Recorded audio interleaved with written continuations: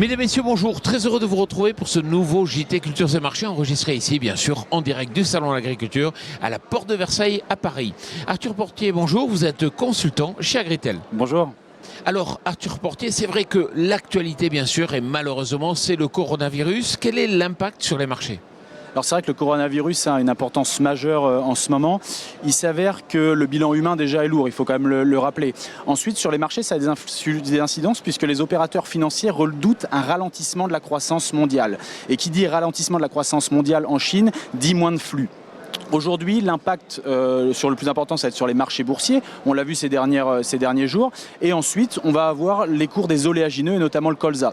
Pourquoi ? Parce que la Chine importe grosso modo 7 millions de tonnes d'huile de palme. Le ralentissement des exportations malaisiennes d'huile de palme en Chine fait que l'huile de palme à Kuala Lumpur s'est effondrée.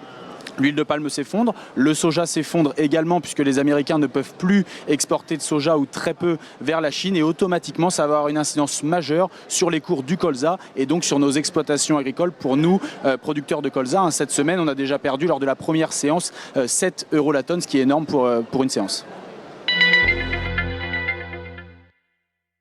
Alors on va s'intéresser à présent au pourtour de la mer Noire. C'est vrai que les cultures jusqu'à présent se portaient plutôt bien.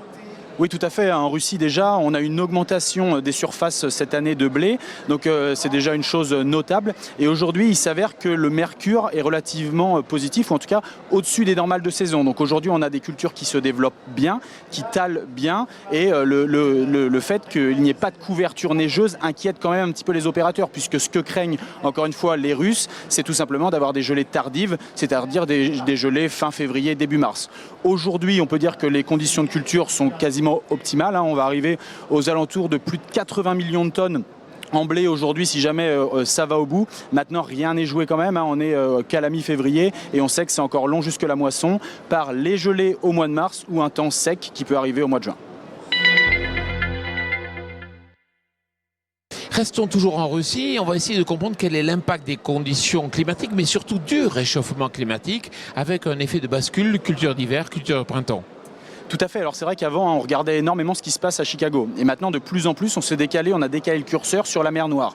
Pourquoi ? Tout simplement parce que la Russie est passée sur un pays extraordinaire en termes de production de blé. Ils sont passés de 50 millions de tonnes de production en 2010 à 85 millions de tonnes en 2017. Donc la variation est énorme.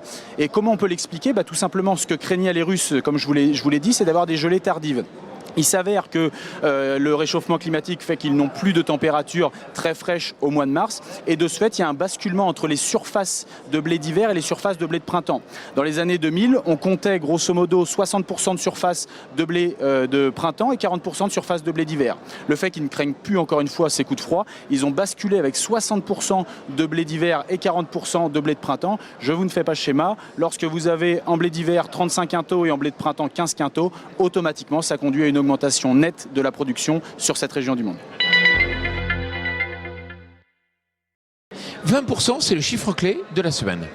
Alors 20% c'est le chiffre clé, ce sont les surfaces d'orge de printemps emblavées jusqu'à ce jour. Donc on attend énormément d'orge de printemps cette année puisque vous le savez les conditions des semis d'hiver ont été délicates. Par contre la pluie ne vous aura pas échappé, elle ralentit les travaux des champs et de ce fait seulement 20% aujourd'hui des orges de printemps sont semées. Donc les opérateurs ont vraiment les yeux rivés encore une fois sur ce chiffre-là puisque c'est également le cas en Angleterre, au Danemark ou en Suède où les conditions pluvieuses ralentissent encore une fois les travaux des champs. Ce sera vraiment un gros point de surveillance pour les semaines à venir. Arthur Portier, merci beaucoup. Merci. Alors, si vous recevez un email qui vous informe de la mise en ligne de ce JT, bien sûr, n'hésitez pas à le transférer à tous vos amis, à tous vos collègues. Cela nous aide à mieux faire connaître notre émission. Voilà, le JT Culture et Marché est terminé. Je vous souhaite bien sûr une excellente semaine.